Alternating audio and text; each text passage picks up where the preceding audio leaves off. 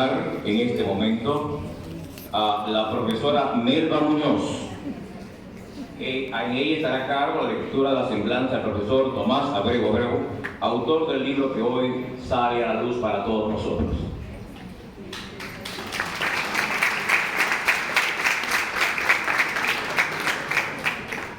Muy buenas tardes.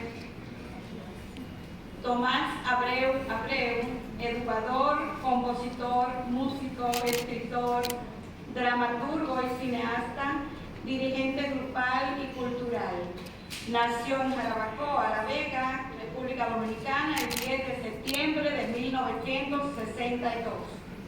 Realizó estudios de lingüística aplicada y un doctorado en educación. Fue miembro del movimiento interiorista del Ateneo Insular. Formó parte de la banda de músicos y de importantes orquestas bailables. Dirigente y precursor de grupos corales, teatro y poesía coreada en centros educativos y parroquias de su localidad.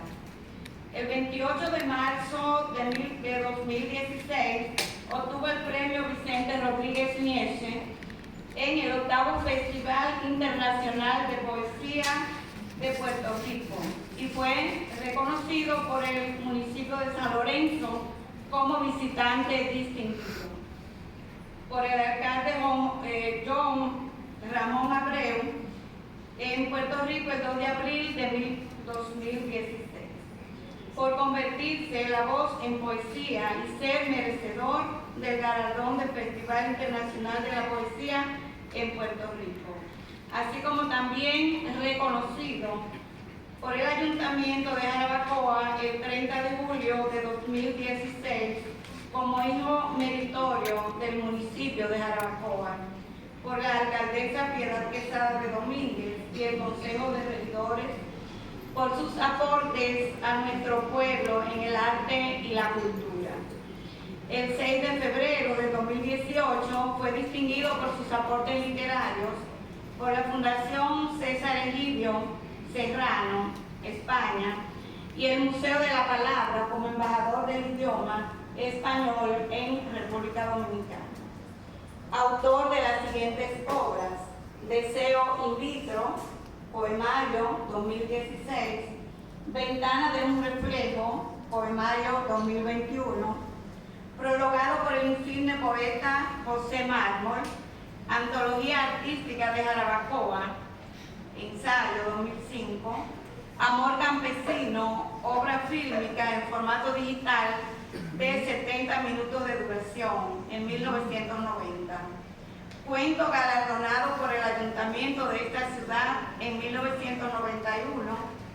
Documental biográfico de Manuel Antonio Rosa en formato digital de 16 minutos de duración en 2012. Antología de canciones de autores de Jarabacoa 2009. Premio 10ª a la Educación 1998. Posee en este momento varias producciones inéditas, entre las que citamos El nacimiento, pasión y muerte de Jesús, Cantata a la Juventud, La Revolución de Abril 1965, entre otras. Sus textos figuran en destacadas antologías de la poesía y cuento en España e Hispanoamérica. En la actualidad labora como profesor universitario en UTESA, sede, Santiago. Coordina el colectivo literario de Jarabacoa desde abril 2017,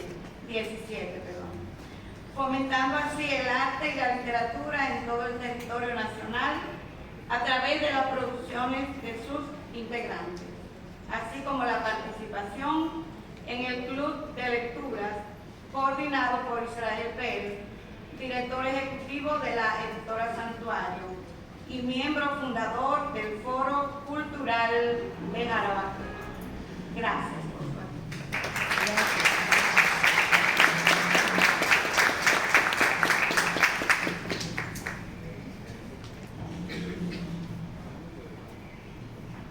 Abreu me ha hecho recordar que pienso que la La vida es un cúmulo de reflejos que vemos a través de una ventana.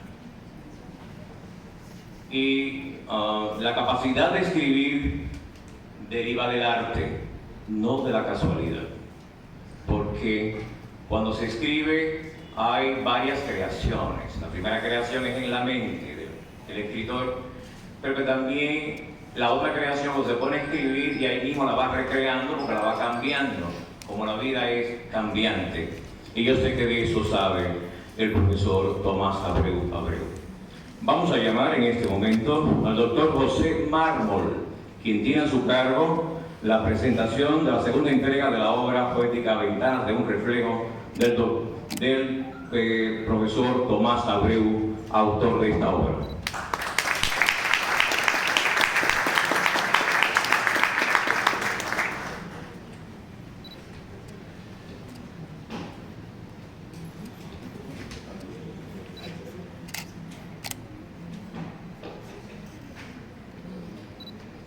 Bueno, quiero saludar muy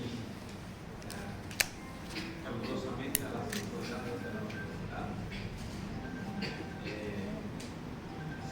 Cada uno de ustedes, sus estudiantes sus profesores que acompañan en esta tarde al profesor Tomás Abreu en la presentación de su libro. Quiero también destacar entre nosotros la presencia de un muy conocido, dueño de una dilatada trayectoria en la promoción del arte y la cultura, además de un escritor de renombre en nuestro país, Fernando Cabrera, que me acompaña en esta tarde.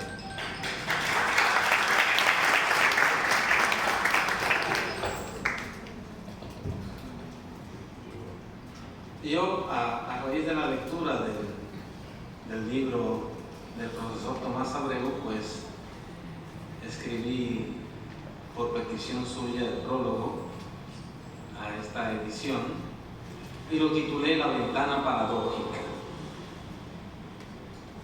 Desde una perspectiva artística, humana, el poeta se nos presenta como la figura que es capaz de crear una mirada distinta y nueva sobre los acontecimientos de la sociedad, la lengua, el pensamiento y la cultura, sobre todo si se asume como poeta pensador, a la manera en que el filósofo Martin Heidegger procura la esencia de la poesía en la obra del gran cantor de lengua alemana Friedrich Hölderlin.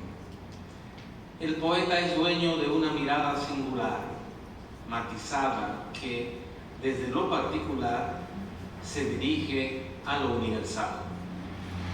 Ver con asombro donde los demás ven con costumbre fue la forma en que Jorge Luis Borges, aprendida de la definición platónica del conocimiento, sentó una definición de la poesía que la acercaba al conocimiento mismo. La poesía es entonces el lenguaje del lenguaje, del mismo modo en que para Aristóteles la filosofía es el pensamiento del pensamiento.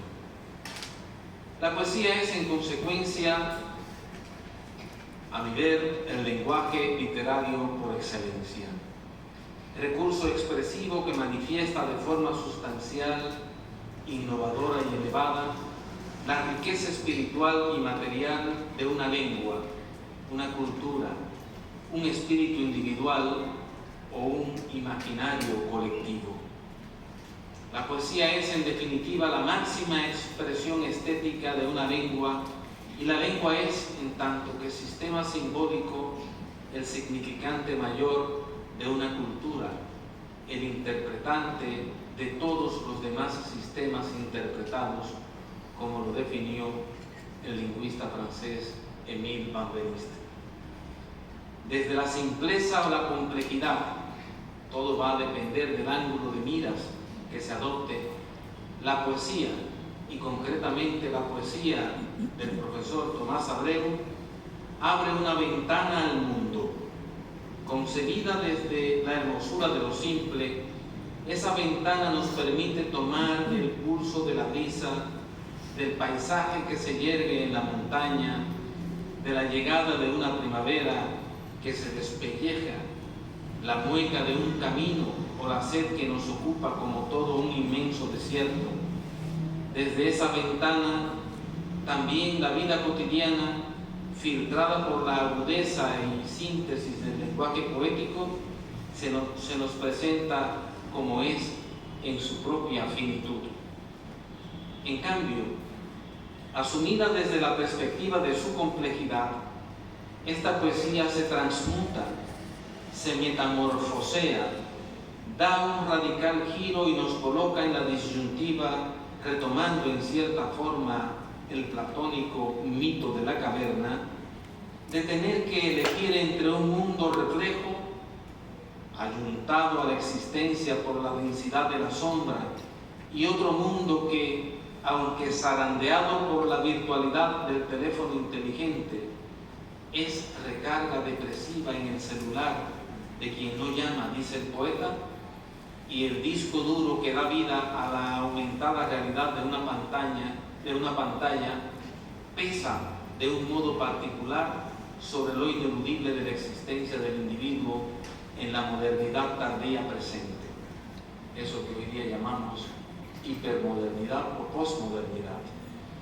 Un individuo cuyo paso por la vida oscila entre la clarividencia de la imaginación, que promete de momento y en forma refleja paraísos quizás artificiales como en Baudelaire, y la certidumbre que, unida al miedo cósmico y a la amenaza global de más pobreza, más hambruna, dolor y desesperanza, más desastres naturales, más guerras y terrorismo, y una pretensión artificial de prolongación de la vida y derrota final de la muerte, nos coloca ante el abismo de infiernos cotidianos. Y de una forma u otra, de todos esos aspectos trata la poesía de Tomás Abreu.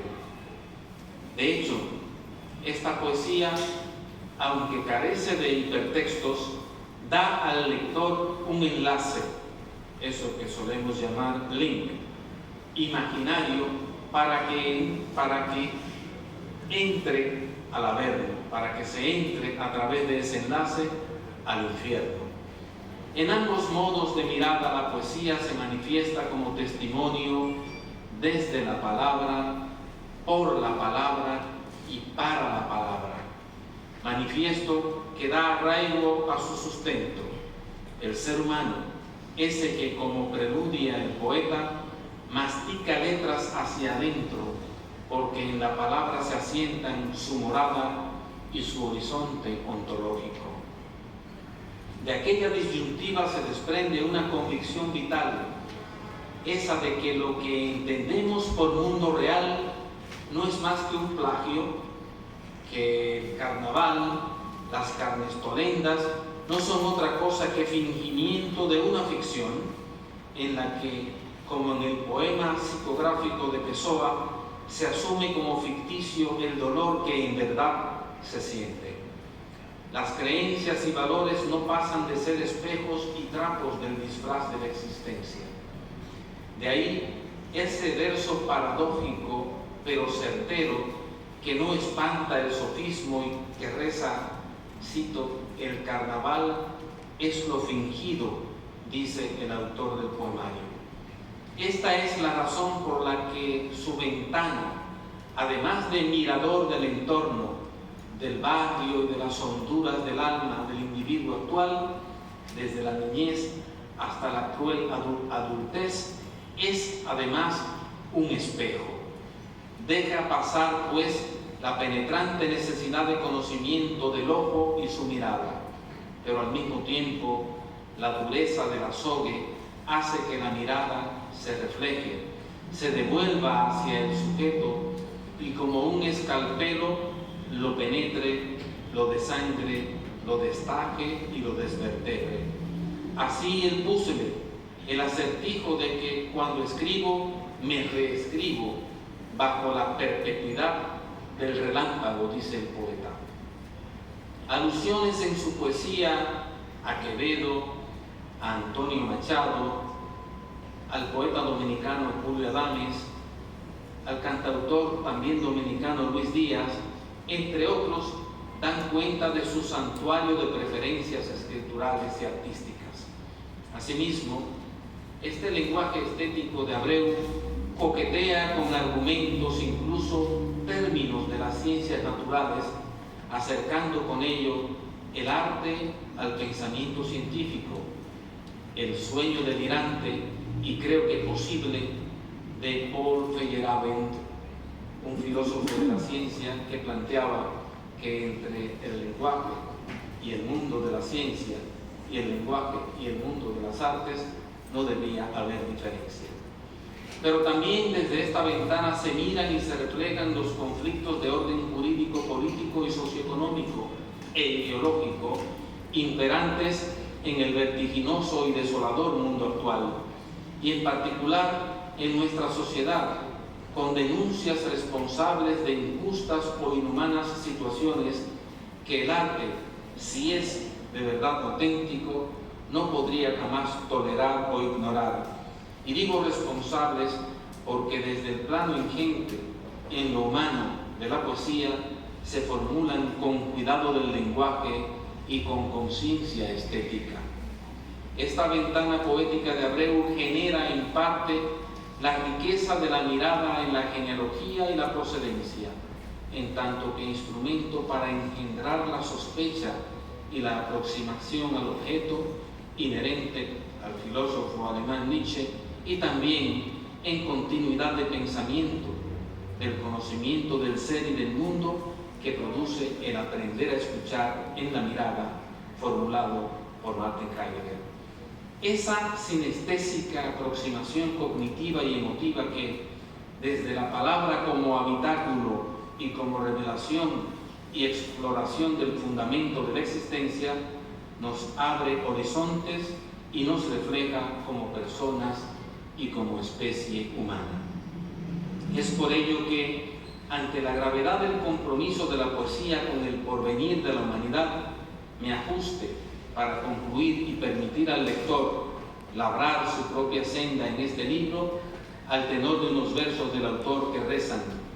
Cito al poeta Tomás Abreu: hay que abrir todas las ventanas, ajustar la balanza del pensamiento en su punto exacto, desangrarse en las bisagras de su estación, ser como un soplo de palabras que aspira el universo. ¿De qué es pertinente hablar hoy día en el ámbito de la poesía en tanto que imbatible acto de comunión de razas, naciones y clases según la aspiración del poeta mexicano Octavio Paz, más que de simple instrumento de comunicación a través del lenguaje?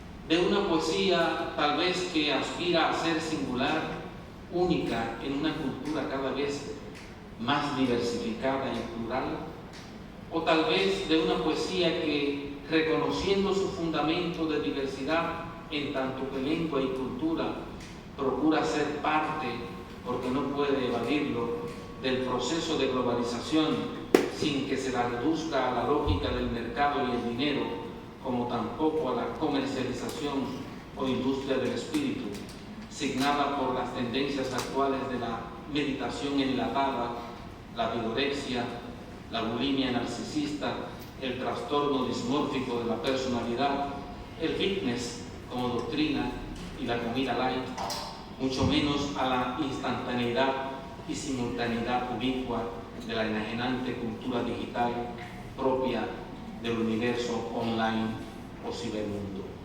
Aquí se encuentran simplemente las ventanas del acontecer de la palabra y su poder revelador para los caminos de la vida y la trascendencia. Muchas gracias.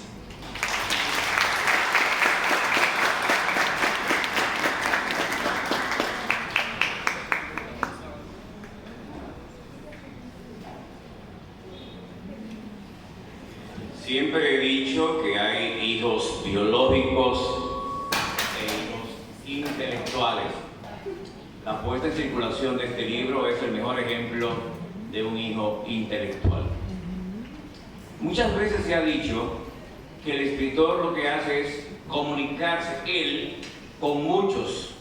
Y también se ha dicho que lo que hace el escritor es transmitir todo aquello que lo obsede, todo aquello que lo atormenta, y así al contárselo a los demás se libera un poco. Es la pregunta que le hacemos a Tomás Abreu hoy, si eso que escribió es para liberarse de aquello que lo atormenta y que lo obsede, o también él quiso presentarle a la humanidad cosas buenas y positivas para que se den cuenta que la vida no es tan mala. Vamos a llamar entonces al autor, al profesor Tomás Abreu, quien dará las gracias por ustedes habernos acompañado en la puesta en circulación de su libro Ventanas de un reflejo.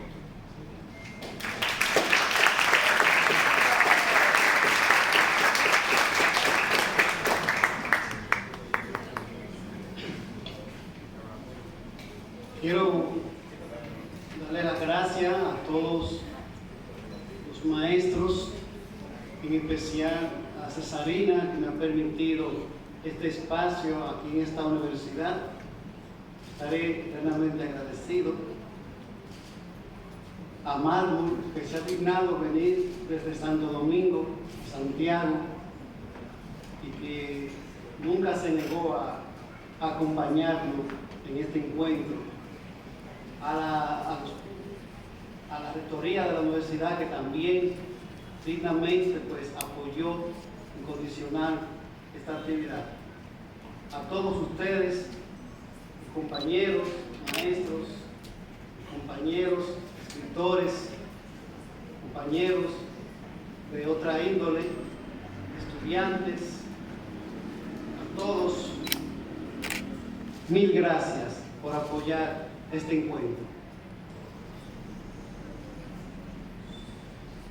Quiero darle los créditos, que no puedo pasar de alto esta parte, a Julio Dames, que fue el que me fue marcando, pues verso a verso, como dice Joan Manuel Serrat, verso a verso, golpe a golpe, cada poema, pues fue el corrector de estilo de esta obra, que estoy eternamente agradecido.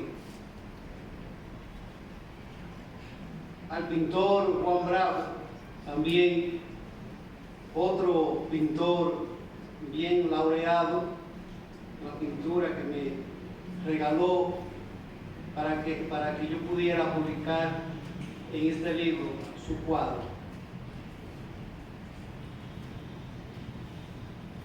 Esa es una ocasión, pues, una ocasión propicia para proyectar un mundo en cada ventana. Fíjense que ya Cesarina y Marco, pues, mencionaron lo que representa una ventana, y nosotros estamos también en este mundo tecnológico donde la computadora nos ha enseñado, cada vez que nosotros vamos a buscar algo, investigar algo, tenemos que abrir una ventana nueva. Entonces, desde ahí partí la idea para yo pensar como una persona que se sienta en una casa cualquiera y observa una calle donde pasan muchas personas y muchas situaciones, y me situé en ese caso para pensar e imaginar situaciones que se dan en la vida diaria. Y como estábamos en la era tecnológica, pues me vino la idea de por qué no podía poner de título al libro Ventanas. Pero ¿qué pasa? Que por sugerencia también de Mármol, pues me sugirió que le pusiera la ventana paradójica, porque hay muchas situaciones que se contradicen en sí mismas cuando evoco algunos versos con referencia a algunos temas.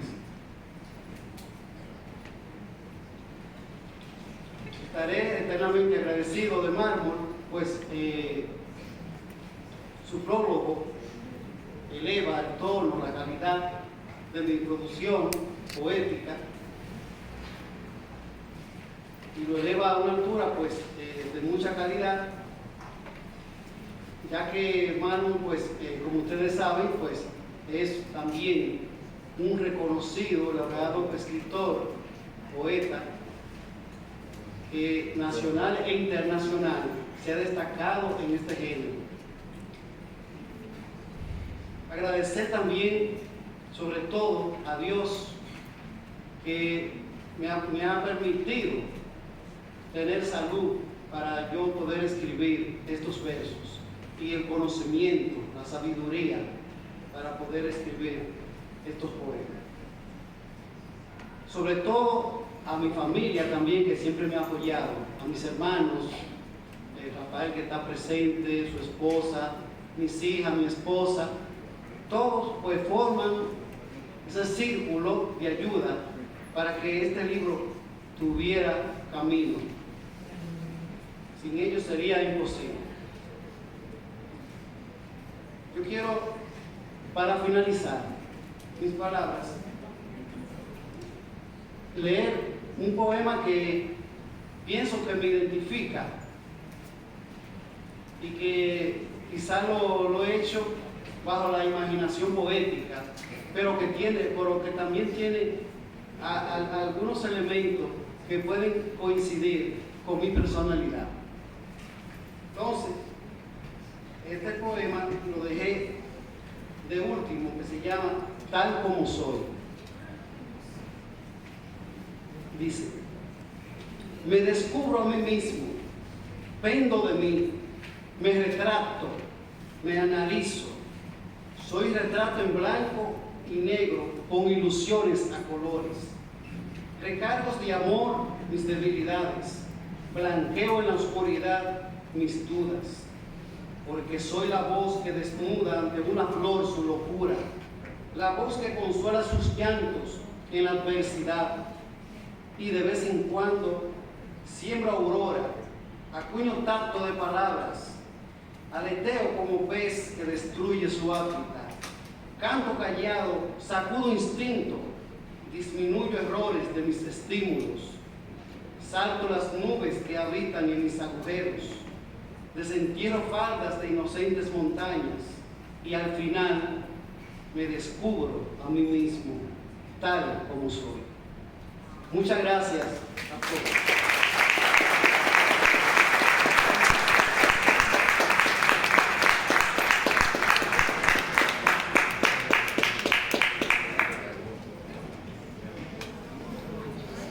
En esta ocasión vamos a dar la oportunidad a 3 o 4 personas del público si quieren hacer alguna pregunta al autor.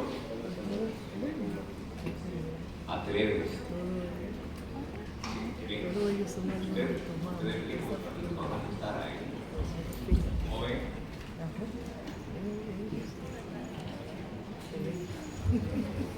Buenas tardes. Y quisiera hacerle la pregunta que ¿cuál es su inspiración detrás de sus poemas? ¿Cuál? ¿Cuál es su inspiración detrás de sus poemas? Mis inspiraciones. Es un poco vaga la pregunta, pero voy a decirle que las inspiraciones le llegan a uno de repente y uno formula los versos y los poemas de acuerdo a la situación que uno refleja o sienta en ese instante.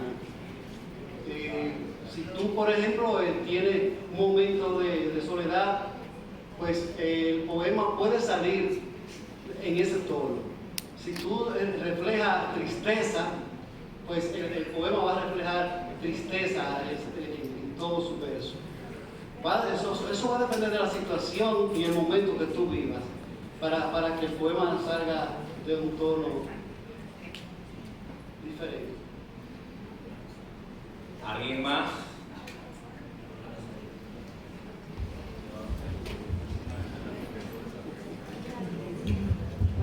tardes. Mi pregunta es la siguiente. ¿Qué tipo de impacto espera usted que su libro tenga en la vida de sus lectores y de su propia vida de usted como escritor?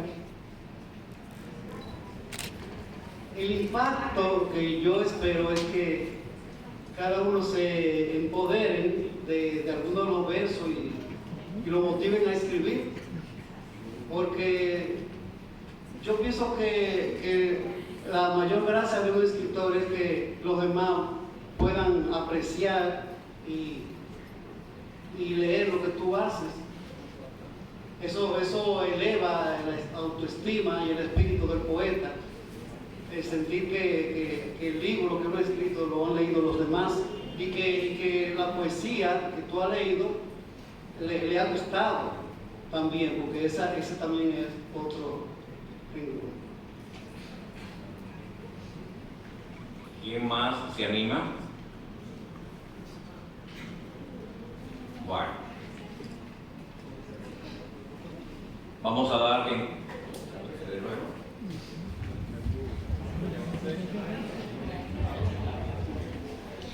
Otra pregunta que quiero hacerle es que, ¿qué consejo daría a los escritores que están empezando esta travesía? ¿Qué consejos? Bueno, lo que más se aconseja es que traten de formarse antes de pensar si escriben, de pensar a publicar, porque lo primero es leer mucho, pero leer buenos escritores, buenas obras. Ahí está la formación básica de un escritor. Y seleccionar buenos autores, porque leer por leer no forma, sino seleccionar buenos escritores y buenas obras. Y luego tener también una estrategia para redactar, porque también la redacción es un proceso y se va arreglando el estilo de redactar de acuerdo a cómo uno va escribiendo. La primera vez te va a parecer algo muy bochornoso y horrible, pero tú arreglando, haciendo borradores, pues va a ir arreglando el verso poco a poco. Pero no crean que este producto que está publicado fue así que yo lo escribí. Eso tuvo muchos borradores antes de llegar a la editora. Y inclusive minutos antes de llevarlo, estaba yo revisando y arreglando. ¿Por qué? Porque, como decía alguien por ahí, después que tú publicas, ya tú no puedes recogerlo ya donde la gente lo ha comprado, porque ya todo el mundo ha leído lo que tú has escrito. Y sea bueno o sea malo, ya pues te van a etiquetar. Entonces, por eso que antes de uno publicar, que mucha gente desde que escribe algo no quiere publicar, y eso es un error. Este libro, que yo tenía más de 8 años acuñando versos, madurándolo y arreglándolo para poder lanzarlo al público. Porque es así, si tú quieres hacer un producto que tenga un poco de calidad, tiene que ser así. Muy bien. Gracias, profesor. Bueno, pues con esto terminamos nosotros esta solemne actividad. Le damos las gracias a los profesores, a los amigos, a los familiares, a los directivos de la universidad y a ustedes, queridos hijos, que van a reemplazarnos a nosotros, que son los alumnos. Podemos nosotros morirnos tranquilos porque vamos a tener un buen relevo. Me avisan por ahí.